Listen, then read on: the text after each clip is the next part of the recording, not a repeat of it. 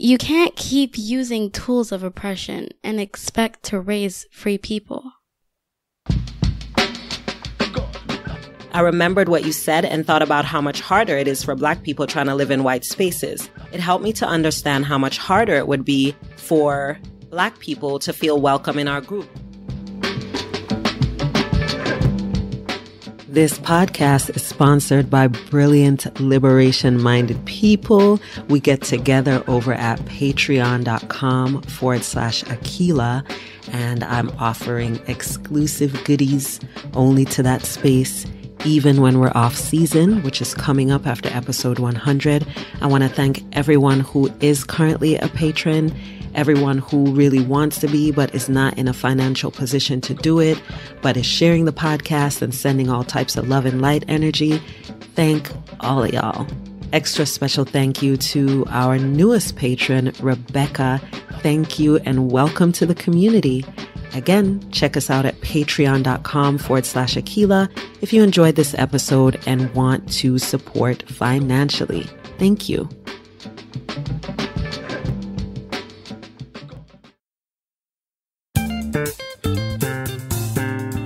Peace, y'all. Episode 95. If you have been rocking with me since episode 1 or you did a binge, I get a lot of messages about folks who do some binges. They might not have been around since July of 2016, but they're caught up. I so appreciate that.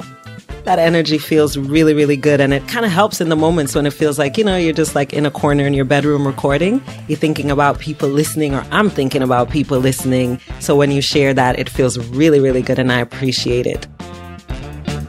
So we are 95 episodes in. We are almost at the end of season 3. We're going to round it out at episode 100 in Los Angeles in a small dinner party that's going to have a lot of big topics that we will be sharing in the form of a live-ish episode.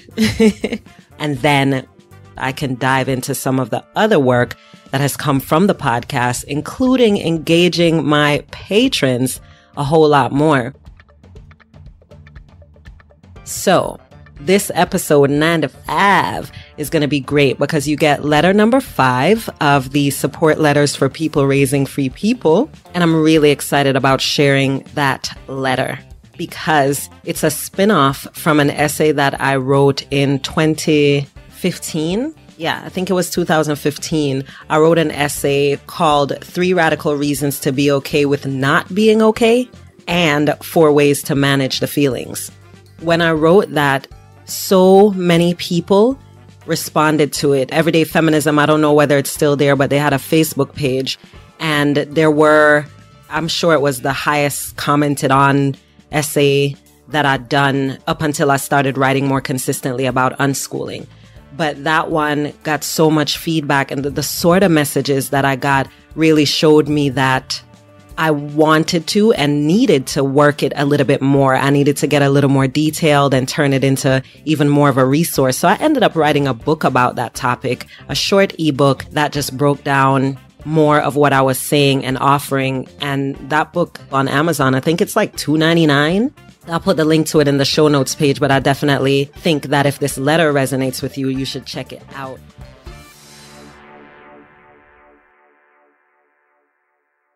This is an email exchange between Heather and me. Heather is a member of our Patreon community, and she started an unschoolers group in Omaha, Nebraska, where she's located. And Heather and I had been communicating. She had reached out via Facebook direct message, which is actually not a good way to reach out to me, especially if you want it to be timely, because I don't check it that often.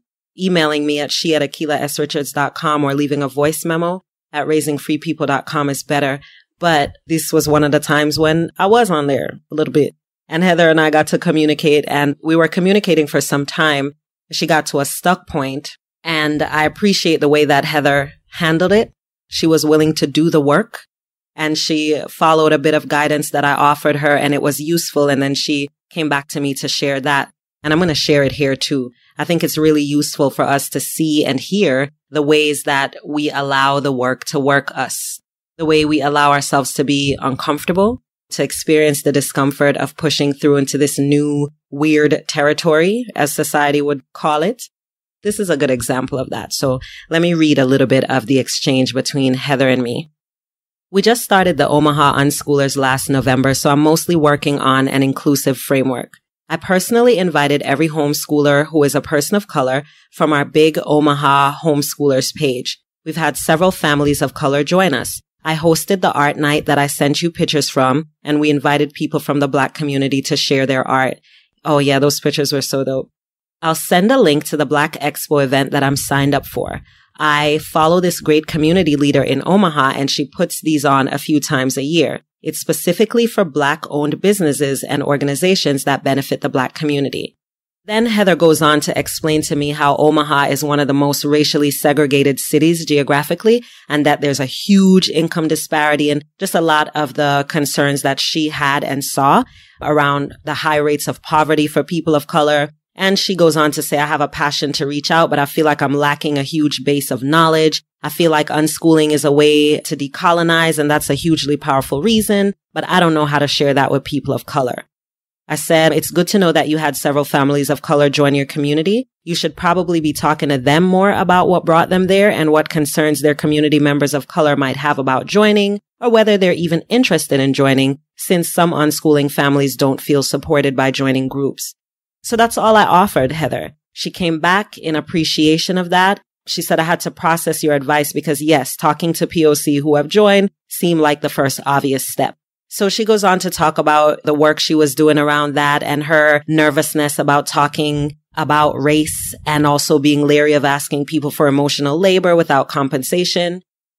But in the end, she said, you know what? I think I'm just going to reach out to this particular person and ask her for coffee to discuss the event and see what she says, because at least it's a start. And then she went on to ask me some more things. And would it be better to reach out to this person, that person? I'm scared of doing something wrong and offending people. And I responded basically saying that, yeah, I get it. That can be a weird feeling, but it's a feeling that many people of color have to figure out how to live with every single day. Especially when we talk about the homeschooling and unschooling communities in this context here, we know what it's like to be super uncomfortable while you're trying to create community. So I mentioned that to her and I said, you'll be fine. Just ask and be willing to respect their response.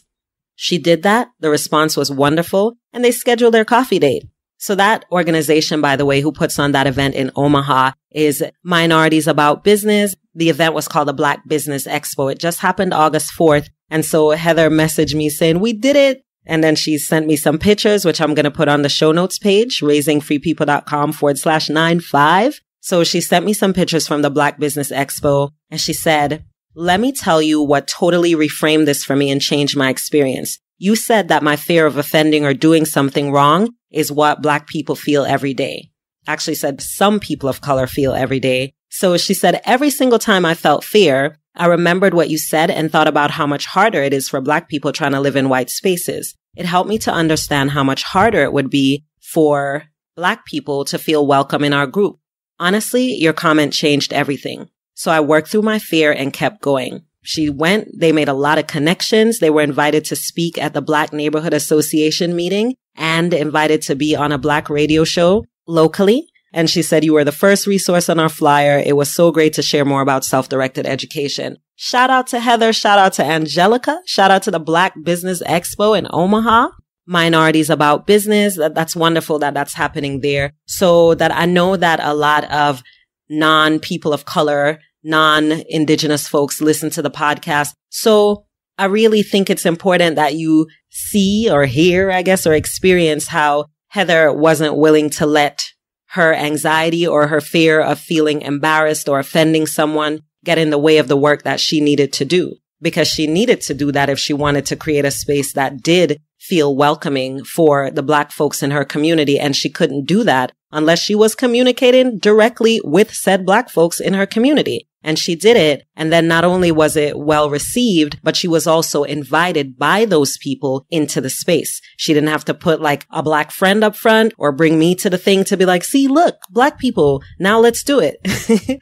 By the time, if ever, I end up doing something in Omaha, then it wouldn't be to try to create some sort of connection. It would be building upon a connection with people of color that she's already reached out to. She's already been doing the work. She's already been respecting the responses, showing up in the space, seeing how she can offer information, and letting that organically evolve into invitations to do things if the people there feel comfortable. This is an example of how you do the work, right? And she reached out to me and I was available at that time. I also do this sort of thing on a consultant basis. And then there are many other people who do this sort of work in different spaces as well. And in some instances, maybe even in a lot of instances, this work that you can get from people of color around doing this sort of race connection and SDE inclusivity work, it applies, especially if there are people of color who are doing the work. So you got to look for the spaces where you can get those resources. And I'm so glad she did that.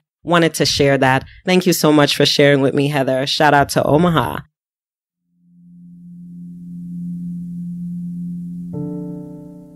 Letter number 5, in support of people raising free people. Dear you, what if I told you that it's okay not to be okay? You might accept that notion in theory, but when them feelings hit and deschooling realizations occupy your mental space, you see that your approach to your child needs to change, but that feeling isn't always positive or empowering. Sometimes sadness, hurt, guilt, frustration, uncertainty, those are the feelings you have access to. And dear you, is it your tendency to try to push through those or just to be with them? There's this unspoken church of positivity dogma that pushes us toward constant optimism. Think about how people would look at you if you actually said that you didn't feel good and that you didn't want to feel better. The agreed upon social sentiment is that as human beings, we should all be trying to experience positive thoughts and be optimistic about life.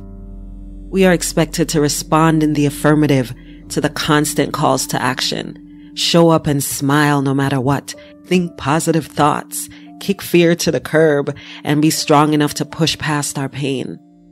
It seems legit, right? As a matter of fact, the decision to choose positivity as our general life lens can be incredibly empowering when we're in the mental space to receive it.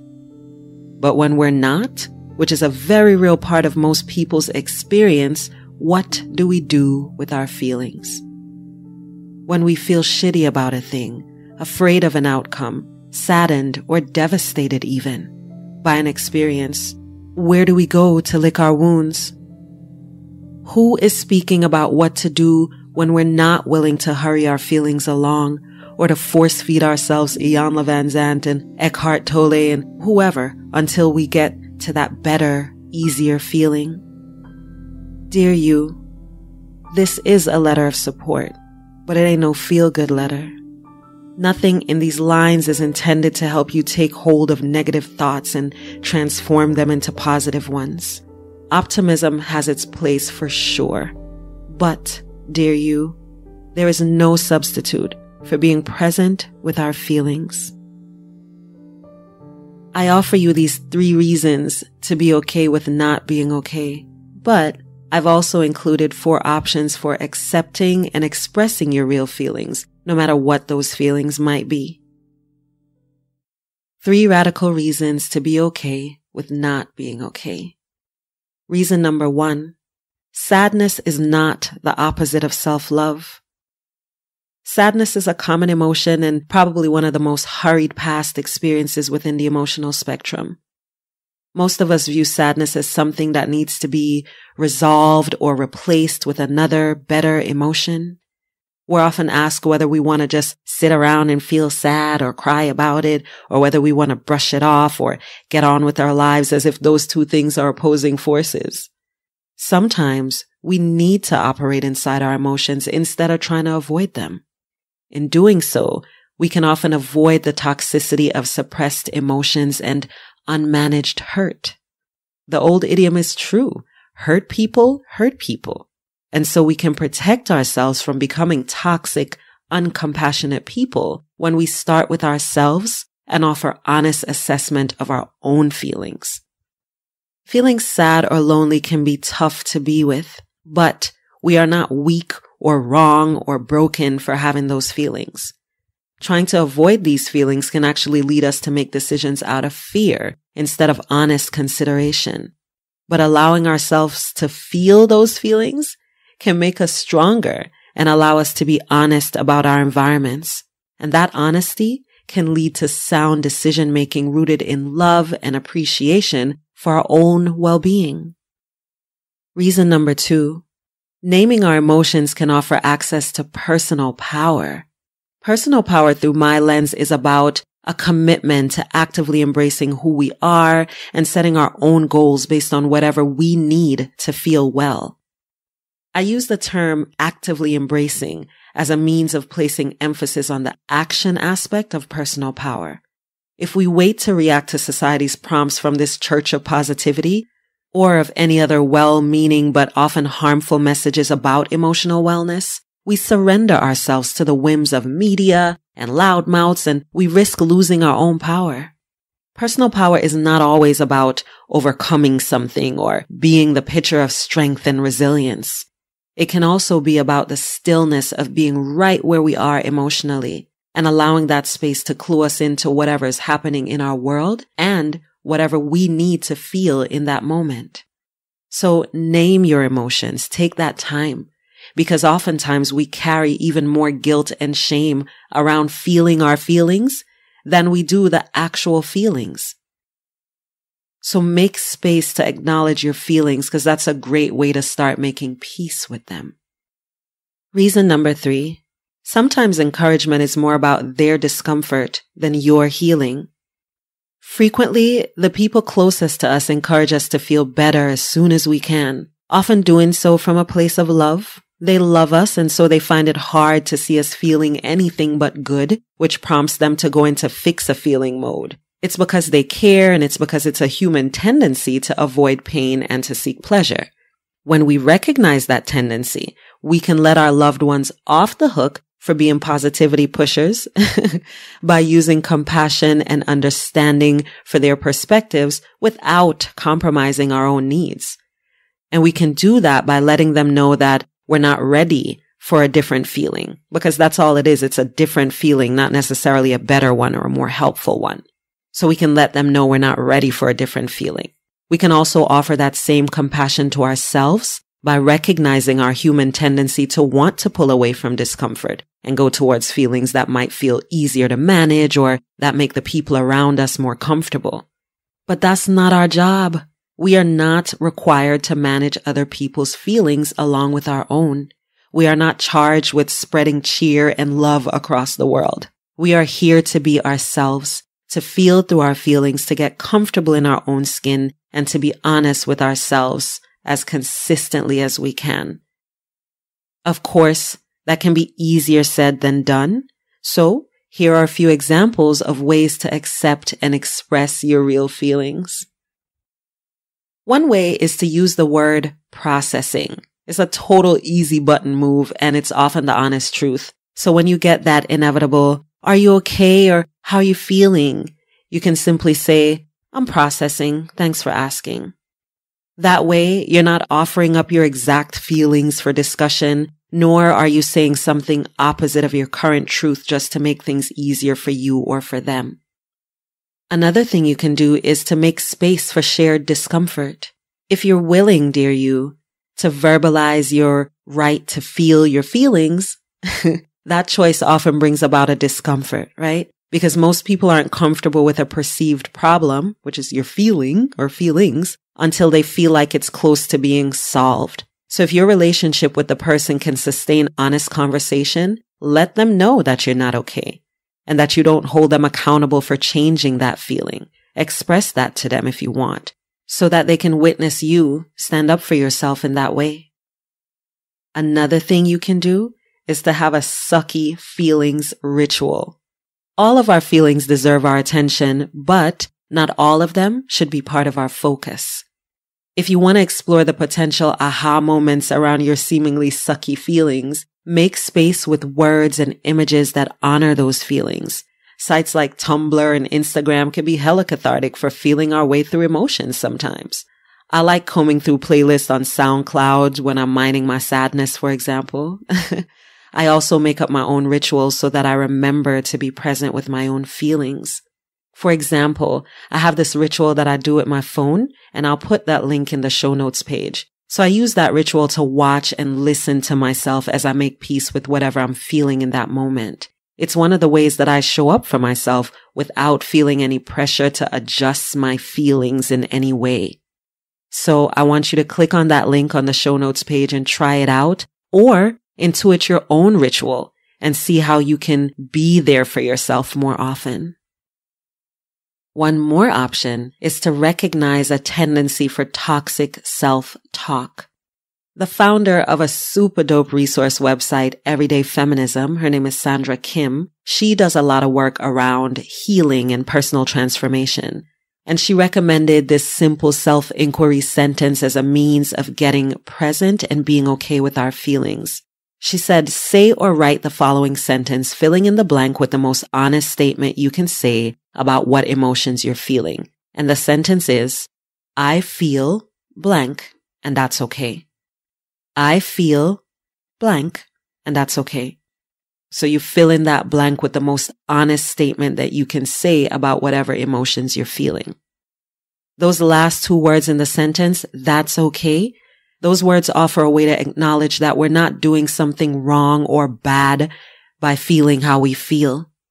Sandra often uses the example of feeling cold to illustrate the option to keep our feelings label-free.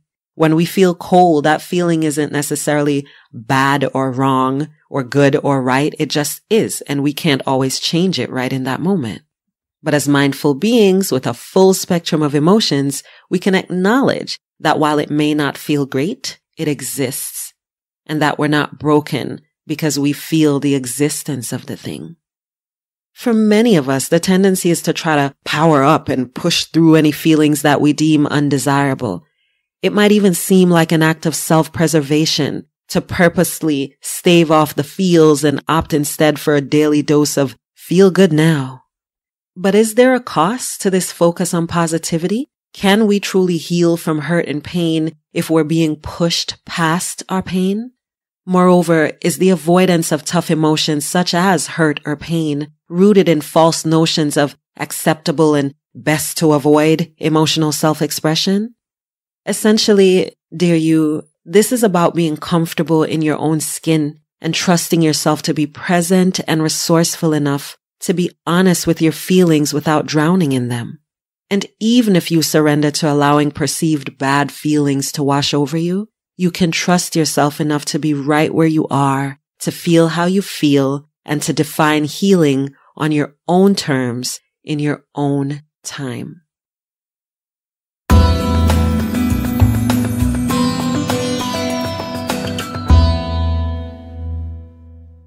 Thanks for listening to Fair of the Free Child podcast. Like the show? Then show your love or give your feedback at akilasrichards.com. Fair of the Free Child is a weekly podcast that centers diverse narratives, insightful commentary, learning with our children and deschooling ourselves, owning our multiple identities and treating children with dignity, creating community and sharing conversation from often silenced spaces, breathing life into liberation practices proactively and on purpose. It's about parenting. It's about self-directed education, loving. It's about learning.